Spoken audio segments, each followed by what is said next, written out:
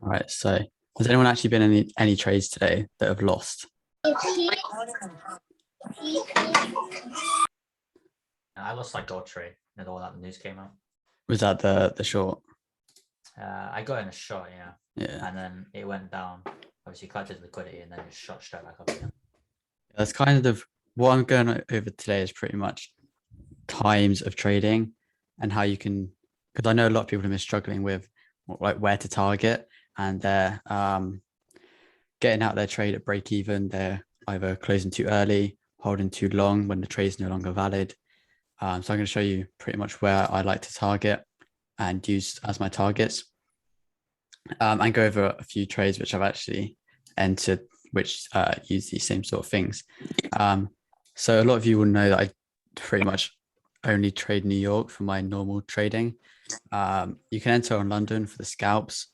So say, you know, like this morning, I was in a trade on Euro AUD, and price was perfectly in the zone, and it was London session. So normally I wait for New York, but when the perfect setup is there, and obviously London creates the setup for then New York to make a bigger move.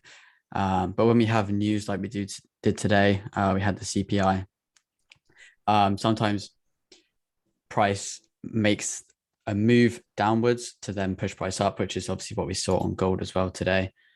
So the gold buys quite easy to catch, but this level here on gold, which we actually created this push down from last night, was the level which we had to hold below to continue selling off, down to like this sort of area here.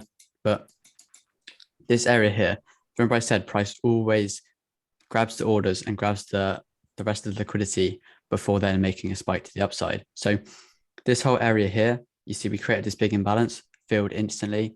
There was nothing left really here apart from, we had this order block created. Created another order block imbalance here, filled, which created the big spike up.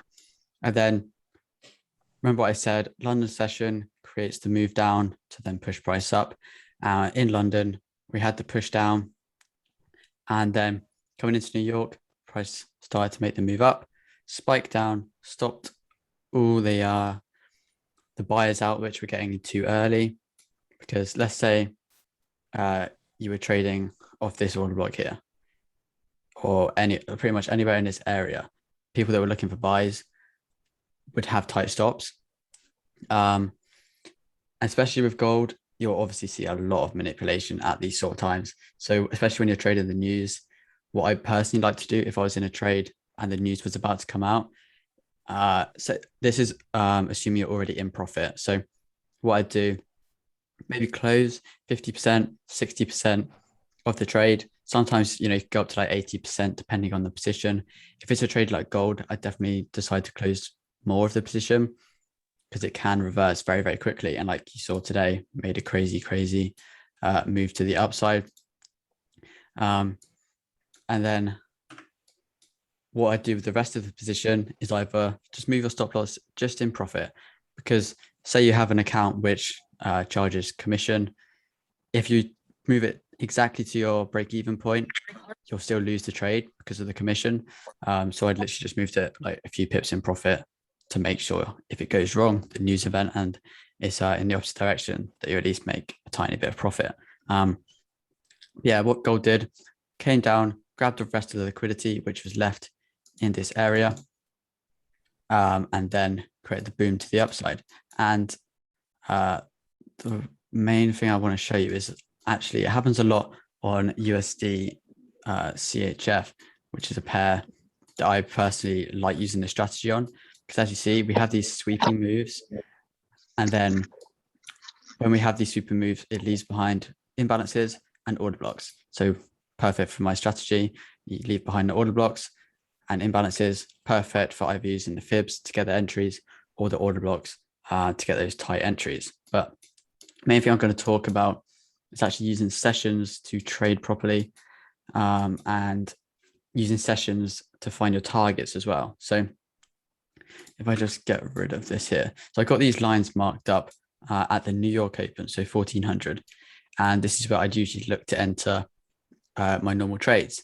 And so you see a good example of not trading in London is exactly this. So London is pushing price to the downside. And then a lot of people will then be entering in New York to then, catch the move to the upside. But London, the end of London here is setting up a perfect trade in New York here. So remember I said to use the session volume as the dynamic support and resistance. So you've got this level here, which is acting perfectly. And when this is actually created, price came back up, tested the level. We've got a lot of liquidity in this area as well. And I know some people find it hard to actually recognize the liquidity. And it's kind of a buildup of wicks. So you see here, we've got all these wicks, which have yet to be retested. It's kind of like any consolidation always gets retested. It's kind of like Wyckoff, where you have the consolidation, which normal traders see it as. It's actually like accumulation, distribution, then price comes back to test it as the last point of supply. And this is what happened here. And when I'm looking for trades around these sort of times, it'd be a situation like this. So you go back on a higher time frames to look for your bias and your targets. So on the 4 hour here, what can we see? So we've got this imbalance here, and we've got leftover liquidity in this area. So this area here has yet to be tested. So if you get rid of that one now, you see we've got 1, 2, 3, 4 wicks into this area, imbalance here, and it's yet to be tested. You see all these previous areas where we've had multiple wicks, they get tested. You've got 3 wicks here, gets tested, wicks here, gets tested. And this area is yet to be tested in this liquidity area. So we draw a line across from here, or this rectangle box, and this is an area where you can look to take a trade. And if we actually go down now, go back to this area, if we zoom in now, what you can see is, let's go down even. Go back and find the area.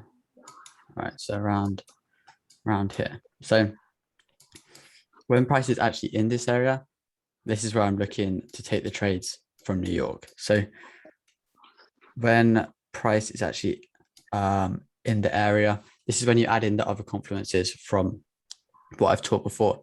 So, you have your QMLs, you have your session volume, you have order blocks, fibs, and everything like that. So down here, this could have been your first entry. So price came down, created the imbalance, also creating order block. Price came up, came back, tested the order block. So this area created liquidity. Remember I said triple tap, you got triple tap in the order block sort of area. And let's say you enter there.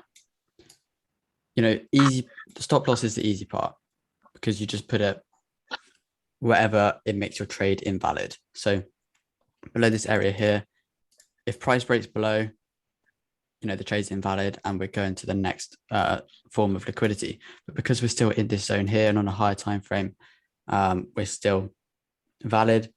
It makes this trade fine. However, where would you target? Because a lot of people would, just drag it up here and target the high, which, never would have been hit and your stop loss would have been taken. But this is where, if we use the replay now, I'll go back. This is where I use the session times to actually look for my targets. So a lot of the times I'll mark out the session highs for either New York, London, Tokyo, and use them as targets. So in Tokyo, a lot of the time you'll see it set up a move for then London to fake it out. It's obviously doesn't happen every single day, but a lot of times you'll see, especially when the news is happening, Tokyo will move price to the downside, as we saw with gold today. Tokyo and London moved to the downside. And then at the end of London, we had that spike up, the push up just before it actually happened. To fake people getting into the market too early.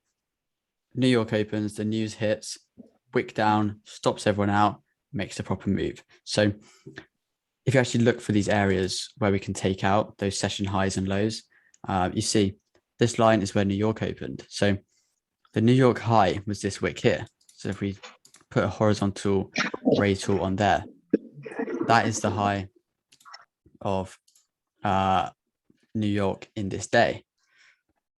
So now this is a potential target. We do have the London high up here, which is also another target which we could use. But, you know, New York is a good target because trading USD, that's where the most volume is for the USD, obviously, because that's the biggest markets. So this is where we're looking to trade to. Instead of having a target right on the top wick up here, this is where we're targeting the recent New York high. You could have, if we draw it here, the Tokyo high. So this one here as well, you could have that, or you could even have the New York low at this one down here. These could all be your potential targets. However, this New York low, you see Tokyo taken that out. If we look back here, another example, you've got this New York low, it's been taken. A lot of the times you'll see traders like Sean Lee, when they post their trades, their targets are like levels like this where it bounces off to the pip. And this is literally what they're using, just the session highs and lows, because price often reacts to these levels, which you can obviously see.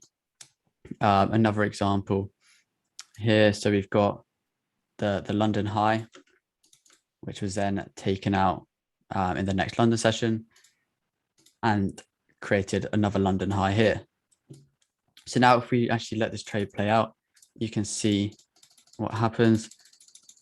So we approach the first level, second level, and then drop.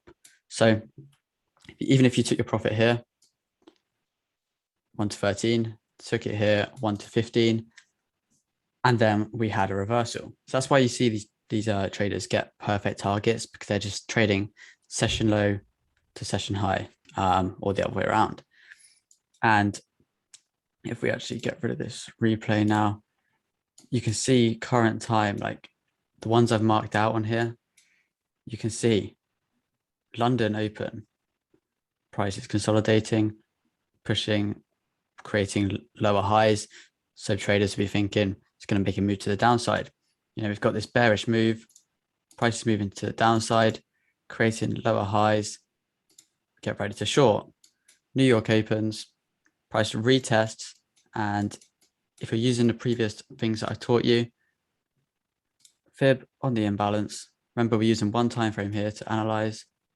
Fib on the imbalance, 61 to the pip, and you could have caught your buys.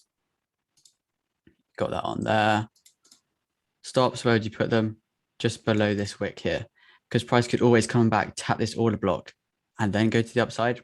You see this imbalance is filled, this order block's been filled, and this is just the only area which we could come down to first before making the move to the upside. So that's like our only real concern.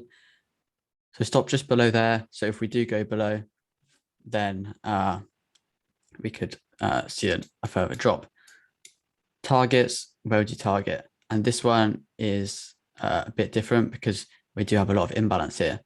So this is when you think, is price going to fill the full imbalance, or is it just going to do what we did here and fill a percentage of the imbalance and then drop? So you could just go to the top of the candle, and you see here a lot of traders, and I see a lot of people doing it in the Discord actually, they just draw it from the high to the low of the imbalance, because technically we've got an imbalance down here as well, like that.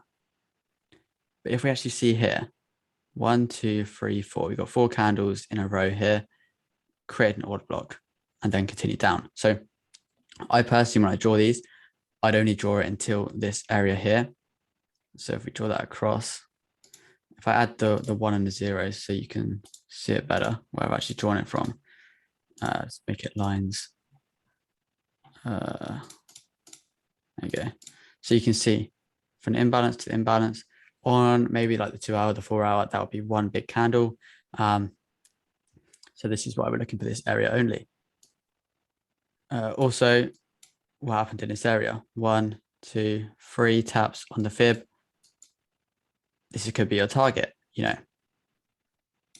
And when you hit this target, you're trading fib to fib, or even order block area to fib level. And then in this area, your profit has been taken. And now you have many, many complemences to actually take a short from this area. Because what have you got? You've got the order block here. You've got 3 taps of the fib. You've got imbalance filling partially. 70% of the imbalance being filled. Again, more confluences. So here, remember I said top of the order block, entry there, stop loss, where would you put it? Just above the wick. Obviously, you can account for your spread because let's say you have a 1-2 pip spread on your account, and then you're only using like a 4 pip stop. Your stop loss is actually only 2 pips because you're going to get taken out by your 2 pip spread. So you've always got to be careful with that one. But yeah, let's say your stop loss was 6 pips and your spread is 1 pip. Make your stop loss 7 pips. So drag it up to 7 pips. And then now what we're looking is, you know, where can we target? So same thing as before. We look down, you see we've got the London low here. Do we have the New York low? The New York low was our entry there. So these are the areas where we could potentially target. So we see that one there, or that one there. Again, good targets. Or even you could just target the order block, which has yet to be tapped into. And again, what was this one? A 1 to 10 and a 1 to 12. You've got the, remember this trade here was based off the things that I've already taught before. And this trade, this first one here, again, waiting for London to set up the New York move, and then we make the move to the upside. Same thing here, same sort of scenario. We have London making the push to the upside. So you see London 8, boom, boom, boom, hits 4 o'clock, get the consolidation, Tokyo, boom. And then again, London open, pushes price down, and then price goes to the upside. So most of the manipulation in London session will be at the open, so like 8, 8:30, 9, that sort of time. But with New York, a lot of people don't trade the open of New York, but I'd like, you know, 1:30, you can actually get some good entries because when it makes that manipulation, it's often manipulating people that trade London session and setting up for the New York move. So on that wick that's stopping some people out, you can actually get your entry to go long into New York. It's kind of taking out as many people as it can before making a proper move by using some big wicks, as we see on gold, making a big wick and then move to the upside, as we saw in NFP. Best way to catch a move like this, literally go an hour. What have we got? Imbalance candle. Boom, 61 and boom. So you see London session opens. We have a move to the downside. Remember I said London creates the entry for New York. So just before the news happens, remember NFP was actually at 12:30 because of the time changes. So when NFP happened, London session was ending, tapped in to the imbalance, created the move to the upside. So, you know, from this move, entry buys, you know, you've got your confluences, you've got your imbalance, you've got your fib. And also, you've got the news confluence of that. The first move is usually a fake out or manipulation to then create the proper move, which you probably, if you traded news, you've probably been stopped out by it before because you're entering impulse by seeing it go down. I don't want to miss the massive 500 pip NFP drop, and then stops you out. instantly by just going in the complete opposite direction. This is how you actually catch the proper move. Stop loss wise, you could have it below this area here, but because we're news trading, we wouldn't really want to have it that big. So standard 30 pips is what I'd do. And also if you're trading, fair value gaps instead of actually trading the full imbalance candle, because I know a lot of people trade it from the previous wick here to the wick there, which is how I used to trade. And you can draw that across like that. And you can see if you put your stop loss, just at that area, you'll pretty much be safe. Also, I can't remember what pair it was. Let me just have a look. I think it was, yeah, GA. GA this week has been absolutely perfect. Remember what I said about using these session highs and lows. Here, what have we got? We've got the New York high. What have we got down here? Where is it? Yeah, so we've got the New York low here, which was very close to being taken out actually. So that will probably do that. But yeah, when you're trading this areas, if we just use the replay actually,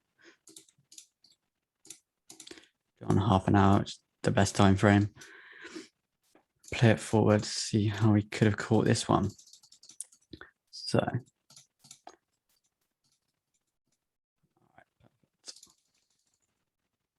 okay, so that would have been close actually. In this area, a lot of volume. As you can see from the session volume, this area is where you can obviously see a lot of manipulation happen. Does price come back to that zone? No. Okay, so for your entries on this one, when price is consolidating like this, remember I said price always retest the consolidation. So if you're looking in terms of like a retail standpoint, they see like this sort of thing, like a wedge happening, and they'd wait for, let me get the brush, break, retest of the wedge to then carry on to the upside. But we know that price won't come to retest that. And if it does, a lot of the times what will happen, price will break, retest, come back in, and maybe like fill this order block here, then continue to the upside. But what they see is this was the fake out to then continue in the wedge moving down. But we see it as the entry point to actually get in here. That's what happens when you see retail trend lines get broken and retested actually inside the trend line. That's pretty much what's happening. But here, the way you could have entered is off the order block. So we have this area here, which is clear liquidity. Wix, tested it, cleared the liquidity, broke. And what does price do when it have to do once it's broken? It has to retest the liquidity. Boom, came down, retested. How would you get the entry? Remember I said top or bottom of the order block. If we just move this, okay. So we got this area here. Perfect. And if you're setting limits on this, you can literally like set an alert or a limit and just go about your day, leave it to go. So you've got that there. But now we got to think, where do we target? Here we've got the New York high up here, and we've got the London high here. So these are two areas yet to be taken out. They've both created order blocks. Create order block there. Created order block there as well. This sort of thing. So now we're looking for these areas to be taken out. Could target this session high here. As you see, because GA moves a lot in Tokyo, you could either enter New York and then wait for the move in Tokyo, or enter in Tokyo and just let the trade play out. As you see here, it's late New York. Yeah, there we go. Let this play, see what happens. See price comes down, continues to the upside. and drop. And you see here, why did price fall off that level? It was the New York high. Remember, I said price moves from these levels to the next level to take them out. Then all the liquidity from this session has now been undone. A lot of the times you'll see it with news.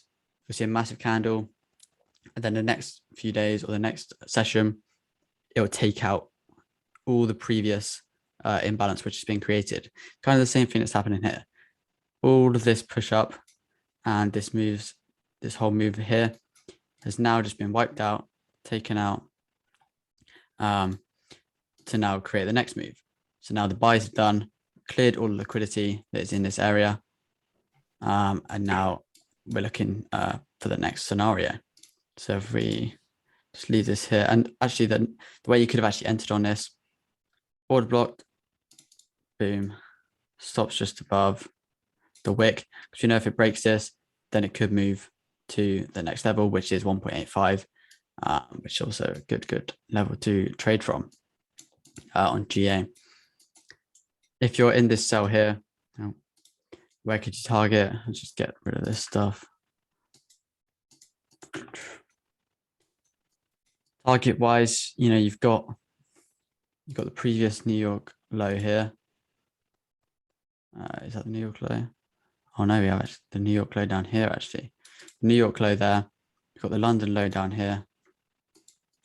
So these are the two areas which we could see price come to. Also in these areas, you'll see there's other areas of interest. So we've got an order block created here. You know, we've got liquidity here. You've got the, like, multiple taps, 1, 2, 3, and we've gone. Session volume is highest in this area as well. So, you know, a lot of reasons for price to come down to this area. And as you see, remember I said, these people get this TP hit to the pip pretty much. And this has happened here. You see, you have multiple projections of this area of liquidity. Drop. Where did it tap off? There. Where could you've got your entry? Because now the shorts have done. They've done what they needed to do. They've taken out the sessions. What have you got here? Got the order block. Got your entry. Stop loss just below, because as I said, you know, price can come down to take out this low here. So you had that just below there. And you know, where can you target? You've got the New York high. New York high is this one here. Oh, New York high has actually been taken, as you see. The New York high was created there. So this is where you could target. You can either target the New York high. This has been, order block's been filled. We do, however, have this imbalance here. So potentially could see price come back up before we do make another drop. But yeah, just from this week here, wait, what, 9th? Yeah, 2 days of trading, and you could have made 35% on that trade.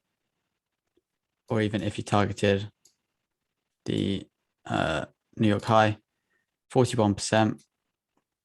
Remember I said to target any of these levels down here, 22%.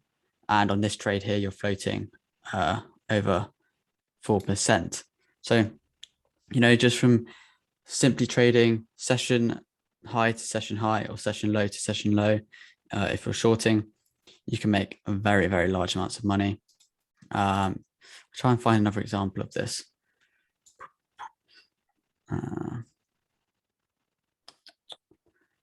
Where was that? Oh yeah, here you can see New York low. Look at that. New York low was created. 1, 2, 3, 4, 5, 6 wicks into the area. Now we've created liquidity here. What if we had, you know, order block created, kind of, but then we had the final spike down to clear all the liquidity below this area, which was created. And then we're going to the upside, which, you know, as you see at the start of the Zoom, I had this arrow, and then prices now make a move to the upside. What other pair was I going to show everyone? EU. Oh yeah, EU trade. This was quite a nice trade. So like I say, always follow the trend. So you can see overall, we're in this downtrend here. So we're going to be looking for sell positions. And when we had this slow move down in Tokyo, we knew that this sell down here was going to set up a move in New York session, or even pre-New York, because we did actually have CPI. So what I had marked was I had this order block here marked out. And you could say these two candles here are the order block. Say you go on like the hour, that would be the case. But this area here was where we're looking for price to continue down from. Could have this order block here. Could have this order block, could have this order block. But the reason for it was 1, 2, 3. We had our 3 taps. This is a good sign that price is going to make a reversal that you've seen here. 1, 2, 3. We've kind of had the 3 tap. 1, 2, 3 reversal. 1, 2, 3 reversal. A lot of times where this happens, 1, 2, 3 reversal. This is when you get a big move. Like you don't see like this area here. 1, 2, 3 made a move to the upside. This is where we got our entry, and this is where we shorted down from. And the reason I was actually only targeting this area here was because, let me have a look. Yeah. We had the London low here, if we want that out there. London low. And we had previous New York low, which actually hasn't been tested. And remember I said, it happens to wick into these areas, these lows or these highs, and then push up off of these areas. Remember I showed you in the last example, this is what happened. Price came down, had rejections at this area, pushed up a little bit to then push straight through. And this is what happened exactly again on this trade exactly. Remember I said you get the 3 taps, you get reversal, 3 taps, reversal. Could have got another entry here. Say you missed the one up here. Boom. 1, 2, 2 taps. Boom. Another entry. This entry here. When you have price tap into both, what I personally do is when it taps the 70, this is kind of like where you can get your second entry. I usually get the first entry on a 61. I'll either use a sell limit because a lot of the times what I used to do is when I was trading these levels is hesitate to enter when it's rejecting because when price is actually rejecting those areas and you wait for closure, you're going to be entering right down here. You've missed out on so many pips profit by doing that. So I just now set limits so that it takes out all the hesitation from actually pulling the trigger of entering the trade. And then it also gets you a perfect entry. Have that there. Target for this one, you could have had the same. You could have had this London low, which also was a sort of tweezer top. Remember I said it bounces off, pushes up, and then continues through. Bounce up, continue through. Just happened in all the examples. So these trades here targeting this area, 1 to 6, 1 to 20, 26% in one session, trading goal, Euro USD even, you're done for the month. Auto funded account, 100K account, you made 26 grand. You don't need to trade for the rest of the month. So when you wait for these sessions to actually be taken out or use them as targets, you know that it's going to be a big move to the next session high. Because say this area here, we've got the Tokyo high taken out. Boom. Price doesn't want to come back to this area now. It's been taken out. And as long as you're trading with the trend as well, you're pretty much sorted. Taking out the previous session or the session which has a lot of liquidity behind it, like this area here. And that's how you make a lot of money from your trading.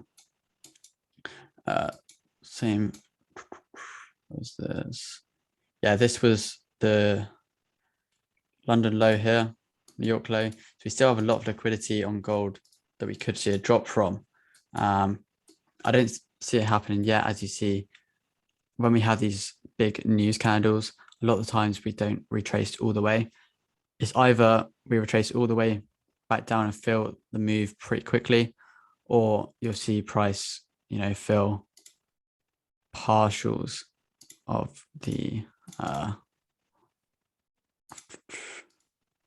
didn't even tap the 38 as of yet. So those that want my bias on gold, looks like we could see a little move back up. It's 1865 a key area for gold. 1865. Let's have a look. Best thing to do is just look back and see what's happened in the area previously. So 1825. Yeah, so we have got a lot of liquidity in this area actually. So you've got this area here. If we extend that right, if we go across now, yeah, you can see that's where it wicked into perfectly. So if you're in buys, you could have used that as your target. If we go on a daily now, you can't really see it, but on the 4 hour, you saw all this liquidity here has now been taken. All these imbalances now been filled, but also in making this move to the upside, we have now left all of this liquidity behind here. You've got these order blocks, you've got imbalances all left behind for gold to collect later on. That's what it does. It creates a move, leaves money behind to come back to later, and it's left money up here to come back to now. Grabbed it, gone straight away. But yeah, if anyone's got any questions, why were you trading on 50-minute earlier? Yeah, the thing is, when you're scalping, like the examples I showed on the 15-minute, I think that was in the London session. So I only really scalp in London. So I'm going to use lower time frames. Say I'm trading gold or day trading, so like hours in the trade or to days, I'm going to use the 30-minute and above. But the London session trades that I do, like, I probably enter in London most days, but it's pretty much just for scalps. You're looking for 20, 30 pips with like a 5 to 10 pip stop loss. Yeah, lower time frame, lower targets, lower stop losses. That's what I personally use. But say you're trading gold, I wouldn't really go under the 30-minute time frame because there's a lot of clutter and it's just not the cleanest time frame to use. But does anyone else have any questions before we end? Because I don't think my Zoom lets me record for more than 40 minutes. Well, it will be uploaded anyway. What time frame do you determine trend on? Trend, you can see it on pretty much any time frame. Like you can see here, recently we've been bullish on gold. You can see on EU we've been bearish. Even on the 4 hour here, you can see bearish. Do you look at order blocks on gold on the 15? No, I only look on gold lowest 30 minutes, which is a good area for order blocks. And also the 4 hour is where I use mostly on gold because it just saves a lot of the clutter, which you see if we go down to the 15-minute, you can see all these wicks and everything. Yeah, so if I'm on the 30-minute, I'll stay on the 30-minute.